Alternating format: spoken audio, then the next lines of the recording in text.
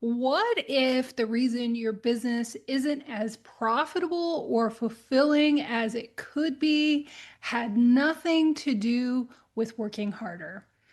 So today we're talking with Tana Kramer, a profitability strategist. I love that title, who's going to help us decode the hidden blocks in your business and show you how to align your systems, finances, and mindset so your business can finally work for you.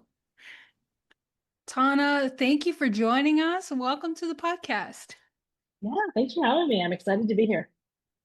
I'm actually really excited about that question because I 100% agree that it's not about working harder. Right. I love that. And I always love having guests who can help us learn more about that because I think it's constantly this limiting belief we have to run up against because as we grow in our businesses, there's always more to do, right? Or that's Yeah. how it feels. So it's not something that's just for a newbie. It's an Mhm. ongoing pursuit. So, before we Agreed. dive into more questions, let's get a sense of your story. And you started out answering the phones in your dad's shop. So, how did you go from that point to handling complex business decisions with your clients? And how did that experience teach you about business and yourself to show up for your clients the way you do today? Absolutely. I think that helping in my dad's glass shop actually was probably really pivotal. I don't think I realized it earlier in my career, but like the older you get, the wiser you get. You start to tie back to the things that happened early childhood. But I think that answering the phone taught me a couple of things. One, to be customer service orientated, right? Like, or to have like a life of service. I think that always has felt really aligned for me. And then ultimately connection. Like I care deeply about the connection with my business owners. I tell people all the time, I'm not looking for a bookkeeping engagement or just to like be your fractional CFO. I'm actually looking to help you move the needle on your business. And I think that that really comes from those early days of learning that you can like come up behind a business owner and help them with the pieces that they don't understand. I mean, I work with a lot of people really understand generally finance, or they don't. Again, I focus a lot on women, so a lot of times there's a lot of limiting beliefs, or just they weren't exposed to finance as they, either think they should have been, or that they now that they're running a business, they feel like they need to be now. But I actually went to college and was in this college of business. And I have a management degree, which early out the gate, I was like, well, this seems like a silly major. But I really ultimately, at the end of the day, I like care about how all of the pieces work. And I am really a problem solver. So I like to figure out what's happening, what's the current constraint, and then how do we fix it? How do we use data to fix that? And I think that I just do that through the financial lens. So I don't really consider myself an accountant, but I use the how we spend money to help um, teach people what's possible in their business. And I think that that really all stems from the path that I've led. So worked for lots of different people. About 6 years ago, I realized, why don't I have a business? Why am I not doing this for um, you know the people that I get excited about? I'd worked for lots of amazing people as their fractional CFO or their entire accounting department, depending on what the level of entrepreneur that they were. And I decided I really wanted to be able to like get into it with business owners who were smaller and starting out and who were really trying to grow to the next place. I felt like I could bring like um, bigger business concepts to smaller places. And as I continue to like refine who I wanted to work with, I'm like, I want to help like empower and light up women in business and help them to know they can totally do it. Mm. I think that's such a powerful mission. And I love that on this podcast, I just see this emergence of more and more people with that mission to not only help small businesses, but so many women who are running them, especially as moms. And so I think that that's really powerful. So when you talk about finances, right? Ultimately, we're in this business game to be profitable, right?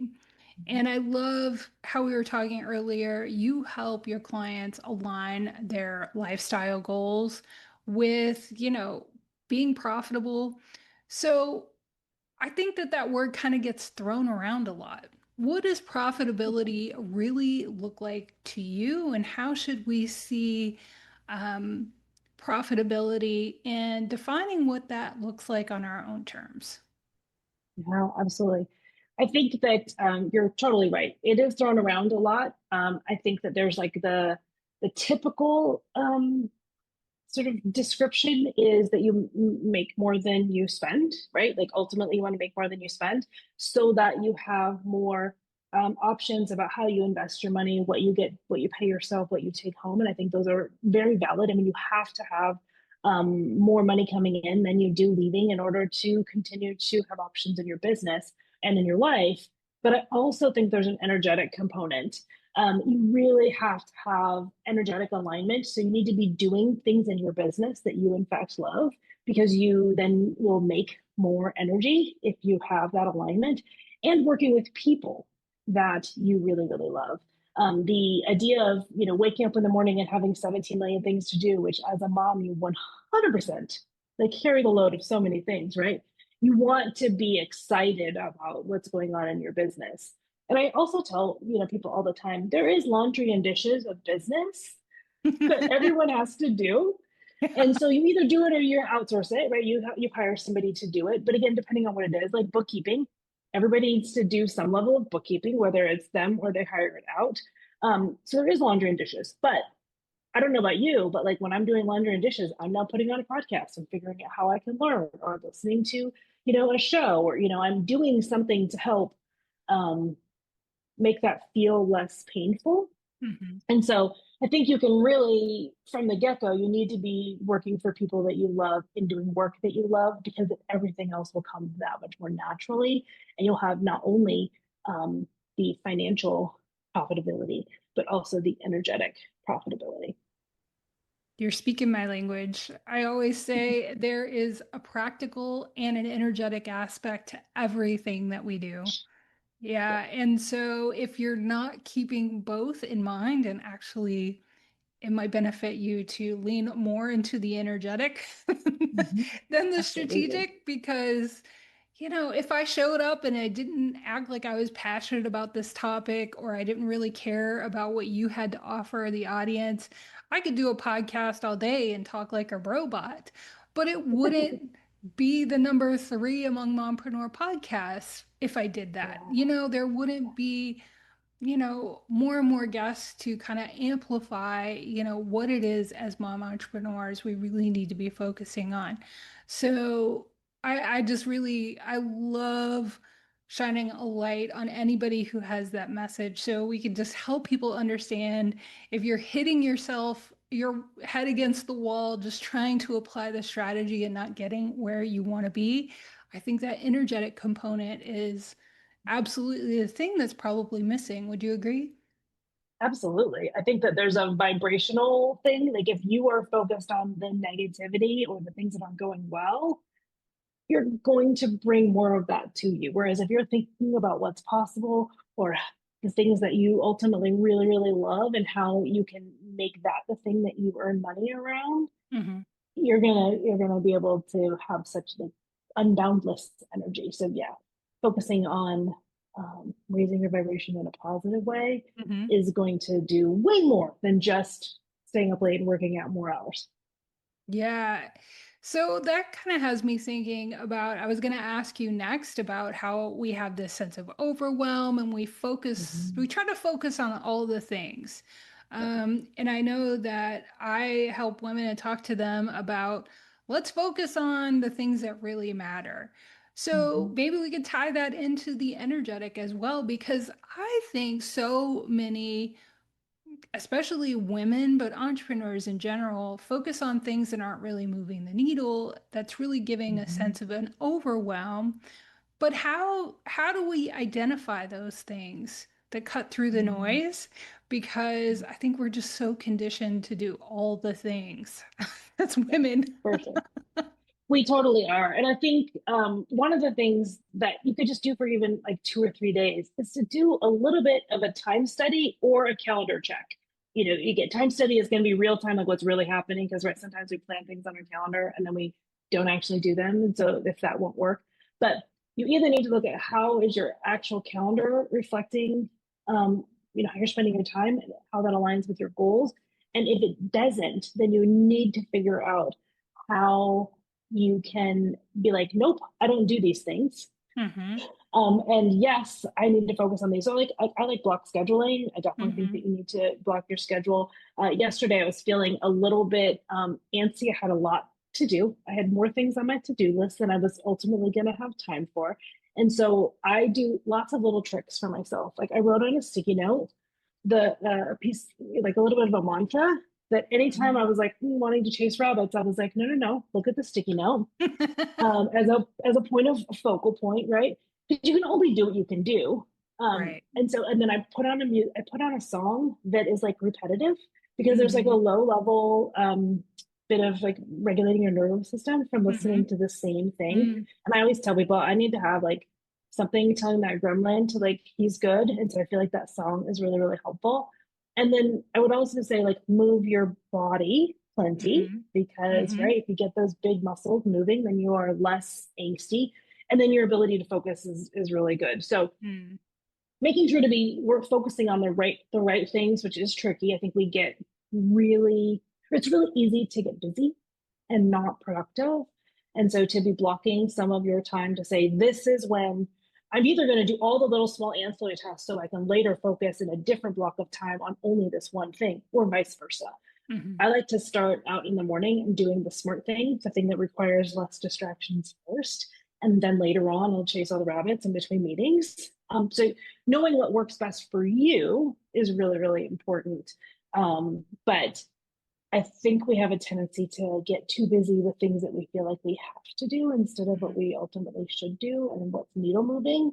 And so taking a little bit of an audit and then structuring your time to be more reflective of your actual goals will get you a lot further. And accountability. Have Right. somebody ask you, right? Right. Have another peer be like, hey, how'd you spend that Monday? Like did you do what you were supposed to do? Right. That's also really helpful. Yeah. I'm seeing a formula in what you just said. Doing the audit, making sure you're focusing on things that are moving the needle, then, purposely find doing things to keep you focused, like not distracted, because we live in such a distraction world. Like we have all the Uh-huh. things that will distract us all the time if we're not purposeful about it. And then I love that you added accountability. I mean, it's like it's everything. We For all sure. need that. Yeah. So, yeah, I think that's wonderful. And, something I found really powerful like 5 years ago or so, as I like started on this journey of starting this podcast and all the things, I heard somebody talk about time audits. But what is really powerful is not only accounting for your time, but accounting for how you're feeling while Mm, you're doing the thing yes. that you're, trying to figure out how you're spending your time. And so all of those things that make you feel ick, like find a way to either not do them at all or outsource them or find a solution for that. I Yeah. that was a game changer for me. Agreed. In fact, as you said that, I was like, oh, I do like to say, love that, hate that, Yeah. immediately find somebody else to do that. Because you get so like you're purposeful in a time on it to do that, right? Whereas day to day, you're like, why am I crabby today? And I'm like, oh, because I was doing that thing I don't love to do. And so it's in a time on it, you're a little, just a little bit more purposeful about how are you spending your time, and then again, how you feel, Yeah. because it can be really, really clarifying when things feel overwhelming. And sometimes you can even just say, okay, let's just look at my actual to-do list today. Hmm. Love it, leave it, love it, leave it, love it, leave it, right? Yeah. Well, I don't think, yeah, so true. But also, I don't think that anybody can, be a guide to businesses without addressing some mindset issues because we all have them, Mhm. especially Absolutely. around money.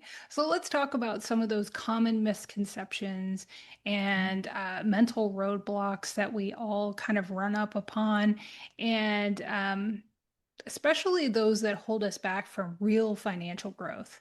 And I think a lot Mhm. of them are hidden and we just don't even realize that we have them, right? Absolutely. I think that often people think that people won't buy things or they can't afford it or there's like no money. Like right now, like in the Right. economy, things feel crazy, right? But there are people who have money. Oh, yeah. There are people who are looking to spend money. And I like to tell people, if you're coming from a place of total scarcity, you can't even get on board with the potential that there are people who are looking to buy, then you got to work on that first because if you Mm, show up in those other rooms with that scarcity mindset, nobody's going to believe you because you don't believe you. yeah. And so you do got to work on uh, just the potential of abundance. And so, Mhm. that might just be as simple as having gratitude about different things that, like the variations in a grocery store or Mhm. different ways that people can make money in business. Maybe it's not even yours, but like find something that you can get on board with that opens you up to the possibility of abundance. And then I Mhm. would say that you also then need to, once you've kind of squared away some of that mindset stuff, you start to see what's possible in your business and what's possible um, in, I guess, in life, then you need to figure out what room aligns with those possibilities. Mhm. Because I like to tell people there's a white t-shirt in Walmart, there's a white t-shirt in Kohl's, there's a white t-shirt in the boutique shop down the road in Neiman Marcus. Like, right, there's a white tank top in all the places. They're not priced the same, they are not the same value, right? And people buy them all day long. And Mhm. so you do have to figure out what room you want to be in and sell to those people who are excited to buy that white tank top in the flavor and variety that you are providing. Mhm. So I think that we don't always realize the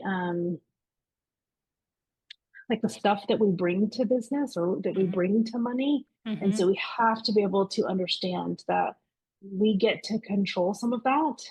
Mhm. And if all we get to control is how we feel about it. Mm. Mhm.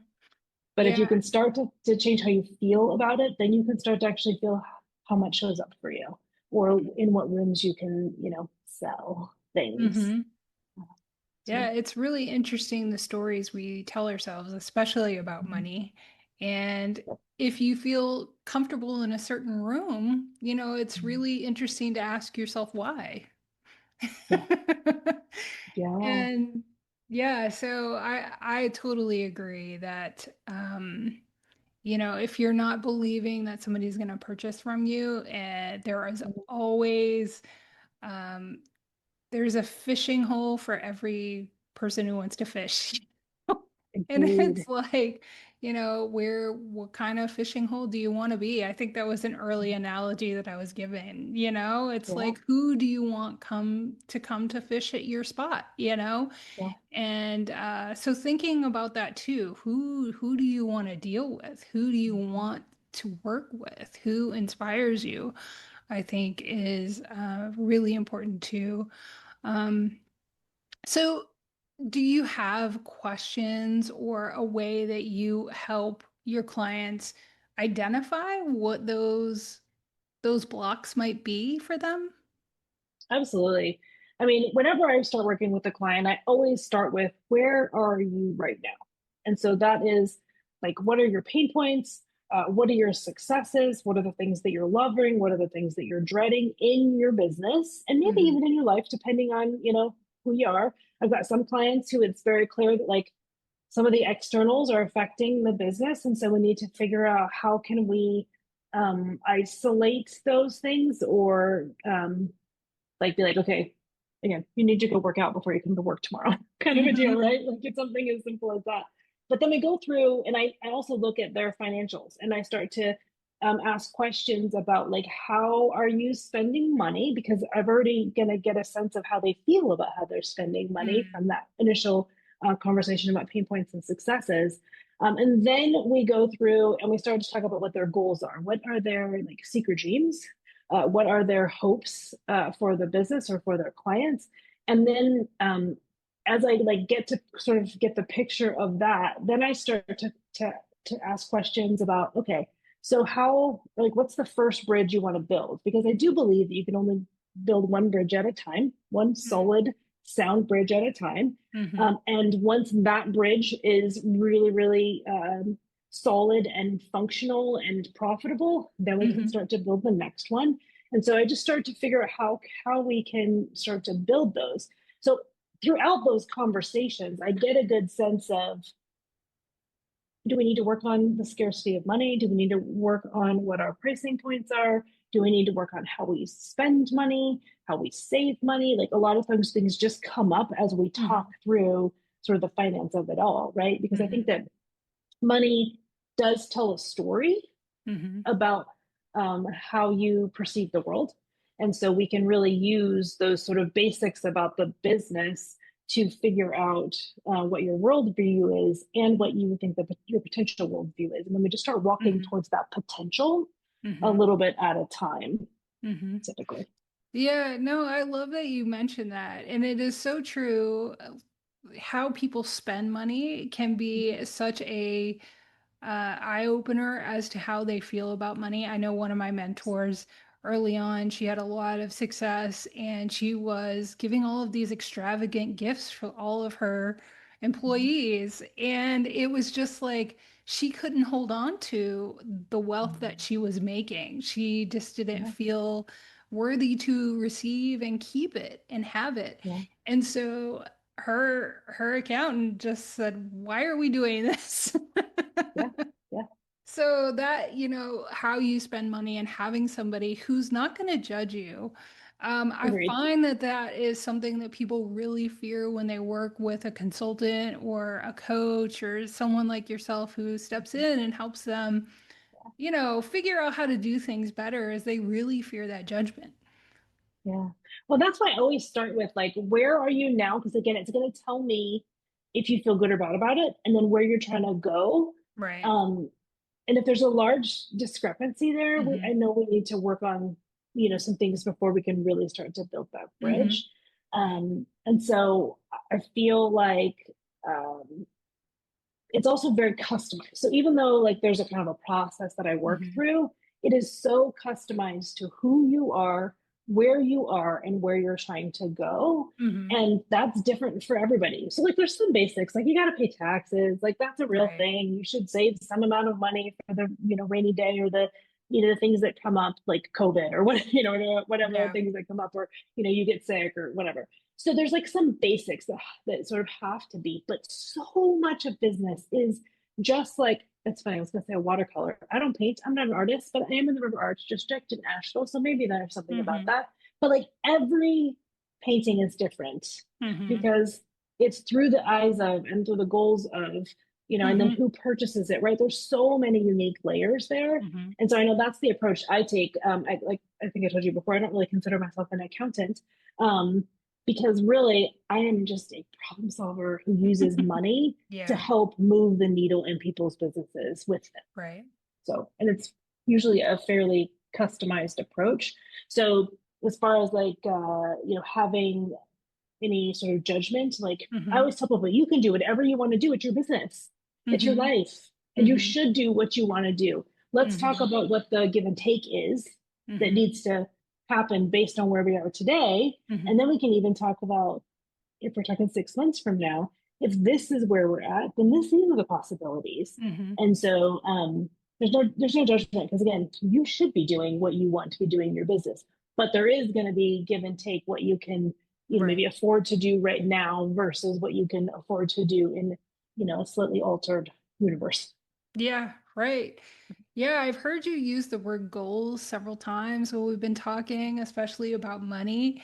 And sometimes there's so much emotion wrapped up, especially in how we think about money and our Yeah. financial goals. How how do you help women who often carry so much emotional weight around how they Mm. think and feel about money? and also find some clarity with their goals connected to Mhm. how they feel about money. Yeah. Well, I mean, I think we start with, are you currently feeling great about your goals? Because if Mm. you are not, they're probably not the right goals. Mm. They're like Yeah. somebody else's goal Yeah. that you have decided is supposed to be your goal. And so we really got to start there. It's like, what are your truest goals? Because Hmm. it's easy to say, well, I want to have $1 million in the bank. But do you want to do the things that it requires to get to $1 million in the bank? And if that doesn't Right. feel in alignment, you're not going to do it. And that is okay. Right. And so maybe what your true goal is to be like, I want to be able to go to every kid thing. I want to spend plenty of time off in the summer. Maybe there's other things. And so that amount in the bank is different in this season. Yeah. And I think that's one of the biggest things that I know, like there's so much mom guilt, right? So much mom guilt. Um, if you let it. And Yeah. so I think there's something about recognizing, and I've now launched on my kids, and so I sort of have a different perspective, Right. is that there's such seasons in life, and Hmm. every season the priority is and should be different. I Hmm. can remember when, like, oh, school starts, great, back to routine. For the love of God, thank you. And then there was like, oh, and we're already at the holidays. Holy cow, how are we going to pull this together? Right. So there's always seasons. So your Mm. goals need to be in alignment with the actual season. So again, maybe the 20-year goal is the $1 million. But Hmm. on year three, and while you're raising toddlers, we're not working a whole lot towards that goal because we're just trying to Hmm. survive nap times and diapers, right? And so I think that there's really recognizing the seasonality and Hmm. and then owning the goals that are actually realistic for what you Yeah. care about, not what you think you're supposed to care about. Yeah. And it always starts with that, because I think we've been somewhat trained to think it has to look a certain way. And again, the training is different based on the household that you were brought up in, or Hmm. the rooms that you're in your adult life now. Hmm. And if you don't like them, change them one step Yeah. at a time. No, I love that. I love that you mention, the mom guilt and expectations because I Mhm. think that that's where all the guilt comes from is when you're trying to live up to a set of expectations wherever you've gotten them from, Instagram or your family or Sure. your neighbors or whatever. And you're not looking at your individual situation like you pointed out. And so it's absolutely important to have somebody help you see that with Yeah. clarity and like realistically look. And that's okay. And I think when we get real about our situation, we stop comparing ourselves, like magic starts to happen. And working with somebody who holds that possibility, for what Mhm. you might want to do, Yeah. um, is really important. So You know, I people always think imagine, like a finance person is going to come in and tell you how to spend money. I'm like, I'm not going to tell you how to spend money. right? I'm going to support your goals and then ask you questions if you start to Hmm. deviate from what you've told me. Because again, can you change your mind 100%? And we might say, hey, yes, you can totally do that. Here's what I Hmm. see, like happening if that's the route we go. Is that actually Hmm. what you want to do? And then you get to make an informed choice now of, Hmm. yes, I want to pivot versus, oh, right, building this one bridge, right? And so Yeah. we get to decide that I really as love we that go. you mentioned that because so often when there are people that are feeling the guilt and they are assuming expectations, they also give you a set of expectations or think they know how you're going to be. And so I love your dispelling that and that you're not Mhm. there to give them some formula that they need to follow or Yeah, nope, because it's it different for moves around. everybody. So I think that's so crucial. So I imagine one of the most important things you also have to talk about in order to get to those goals that you help your clients, find clarity around is, the systems that they put in place to achieve that. So are there any systems that you have seen put in place, um, over your experience that really make a lot of impact that maybe our listeners can put in place for themselves? Yeah, sure. I always tell people that, again, part of that laundry and dishes of of being an entrepreneur is doing some of the bookkeeping, like keeping track of what you're spending and what's coming in so the tax time is easier and ultimately so that you can get a sense of your profitability. And so it's like funny, even today I was like, oh, my calendar for looking at my own books, doing my own bookkeeping and looking at my own reports used to be the first Friday of every month. And I'm like, next Friday is going to be a holiday. How am I going to like work that in? So I think that there's something to be said for creating rhythm that says, okay, on this day, I'm going to open up QuickBooks or Xero or whatever your accounting software is that you use, and hopefully you use one. And again, an Excel sheet is also fine, but you Mhm. go in and you say, okay, here's what I've spent, here's what I'm making, and with again, without a scarcity mindset or without a like, any of the stuff that you can bring up from a story perspective, because at the end of the day, money is just a tool. It Mhm. is, it's not good or bad. It is just a tool. And so going in and looking at your numbers and determining, I mean, case in point today, I was like, hey, honey, because my husband is my business partner, I'm like, what is this thing that you spent? And he's like, I didn't spend that. I'm like, but you in fact did. And so, right, there's something about being a little bit reflective, like what's actually happened in your business, so that you can help inform. As it turns out, we had a subscription that increased by $45. So, like, having that touch point to look at to make sure that what you remember or think is happening is truly what's actually coming out of your bank account is a really key piece. And again, I recommend that if you have, money stuff, that you light a candle, have your favorite drink, like do some things around that make you actually want to do it as opposed to have it feel like a slog. Mhm. um, because just looking at your numbers or your bank account really really help. I know that they say, somebody says this, I can't remember who it is, but like money is a cruel mistress. If you don't pay attention to her, she'll leave you. So just having some level of awareness to be like, I'm going to actually look at this without judgment and just see where we're at, like just as a data point, having some regularity to that, I think Mhm. is really, really important.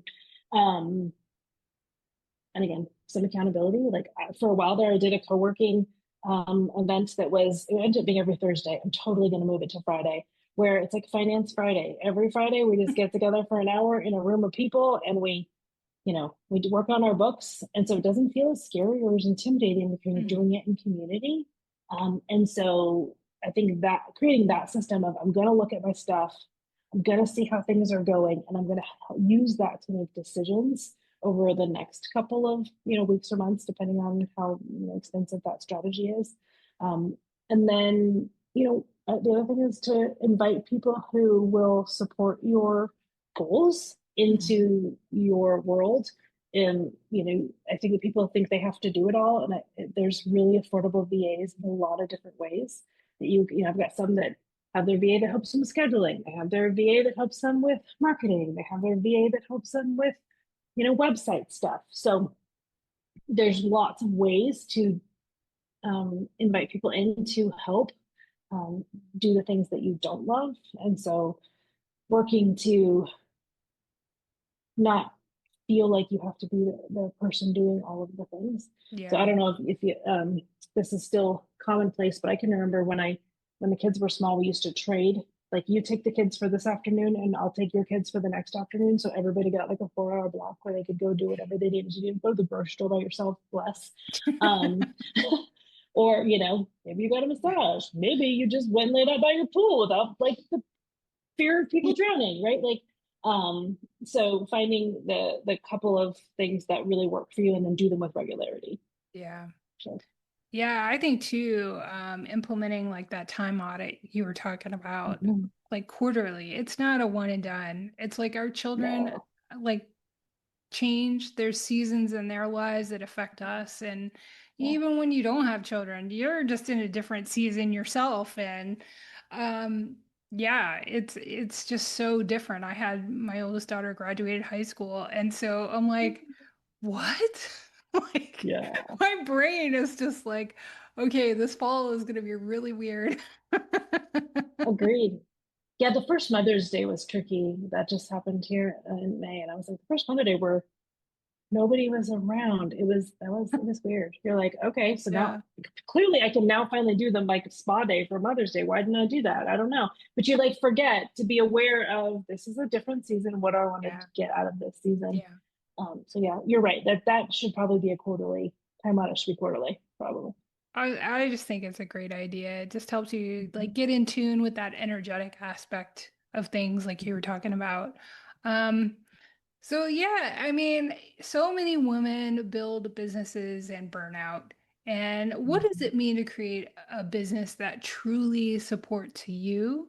And not the other way around, because so many of us we're a master to our families and we become a master to our businesses. And so, what Mhm. does it look like to actually create a business that supports you? Because I think so many people don't think that that's even possible. Yeah. Well, I think that anything is possible if you're willing to do the work to make that happen. And that doesn't always mean hard work. Kind of circling back to your Right. original question, that doesn't always mean hard work. Yeah. A lot of times it is creating a structure that supports where you are today. I really, really feel like it's important in your business to do the work that you love and that you get to spend most of the time doing the work that you love in your business. Again, always laundry and dishes at business. But if you can afford to hire out the laundry and dishes, like God bless it, right? Um, and then really spend as much time as you can doing the things that you love for the people that you love, because then you're not burned out. Yeah. And if you start to get burned out, then you have to again reassess. Okay, like where are we like losing energy, and where are things out of alignment? And you'll usually find like I did this actually a couple weeks ago. I was like, oh, I took a client that was 8 months behind in their bookkeeping. And I did not account for that in my expectations of how long the onboarding was going to take. So in a moment, I'm having like a conversation with myself about expectations. It's like you cannot expect that you could onboard in 90 days somebody who was past due in 8. So usually it comes back to what are appropriate expectations given the actual things that are happening now, and then how do I adjust like the current how I'm spending my time to reflect the real situations that are happening instead of this like perceived it should look like X, Y, or Z. Yeah. Yeah. I Yeah. think it always comes down to what expectations are you co-signing? Mhm. Because Yeah. so And that yeah. involves stopping, like, you have to slow down enough to be like, what Mm. is actually happening here? Right? Because otherwise you're just like, I'm turning left, I'm turning right, I'm turning left, I'm turning right. And then that's how you get tired. That's how you get burned out. And so Yeah. to be able to be like, stop, what's happening Right. right now? How do I feel? What are the actual factors that are happening in this real, day, week, or hour, depending on what it is? And then how do I adjust? Because, right, the second you adjust expectations, your body feels a relax and a release. Hmm. But if you don't ever stop to slow that down, you just wear out from the Yeah, spinning. you do. It happens unless you know anticipate it or not. Exactly. Life's coming at you fast, whether you're paying attention or not, but you can slow down time for a hot minute to at least like sort of circle the camera to a different Right. side to see, oh, this is what's happening. Now I can go back to that place, but with a new lens for a minute. Right. Yeah. You've given us so much insight and shared a lot of wisdom and great information to help us find more alignment and profitability. But before we wrap up, is there anything that you wish you would have known at the outset about having a more aligned and profitable business that you'd want to share with our listeners? Yeah, I think that I would have appreciated knowing I could do it the way that I wanted to. Like Mm. again, typically the business that I have, people would call it an accounting firm, and I'm like, hate that word, hate that word, hate that word. I think it's the firm word, because that came with it this expectation of how it looked and having like tons of bookkeepers and to the people and all those things, and I was like, no, no, no, no, no. So knowing that I could brand the version that I wanted to, and I could make money at it Mm-hmm. and enjoy what I'm doing. Like that is the thing that I wish I knew, that I can do my unique business in the way that I want and find the places where people um, are excited about that. Like, Mm-hmm. again, you are able Yeah. to do whatever it is that you want. You just have to find the places where that's where the value is. Um, but you can do business any way you want. Again, Yeah. taxes. You must file taxes. There's a few things you still gotta do, and it's not gonna all be it's not gonna all be Right. rainbows and roses either. Right. But it can be a lot of rainbows and a lot of roses. Yeah. I love that you say that. It takes a lot of tweaking to find that Mhm, sweet spot, but it's absolutely worth it. And I mhm. love how your response just gives us a lot of possibility, but also permission. Yeah. So thanks so much for that, Tana. Where can listeners continue the conversation with you and be in your orbit? Yeah, absolutely. Well, I have most of my like content on LinkedIn, just because that's where most of my clients who are kind of in the 1 to 5 million revenue live. But I'm also on Instagram, so you can definitely reach out to me there. And then my website, if you are interested in any of our services, is tanakramer.com, which is obviously really simple to find me in the show notes. I'm sure you'll have all of that. Yep. But yeah, so as far as like fun conversations, Instagram. You want to see more about me, than the website or LinkedIn. But I always love a good coffee chat too. If people want to spend a few minutes just getting a sense of, do I even like her? Do I even want her to help me with my business? I've always got a coffee chat option available to folks on my website as well. I love So that. Yeah, like I said, you gave us a lot of permission and held a lot of possibility and hold that for your clients. So I love that. Thank you for helping us answer that question that we don't need to work harder. We mm, just need to look at things a little bit differently and figure out what works for us to reach those goals. So, and then connect with the right people that can help us do that. It's just all the difference. So thank you for that. awesome. You're welcome. So glad to be here. It was fun.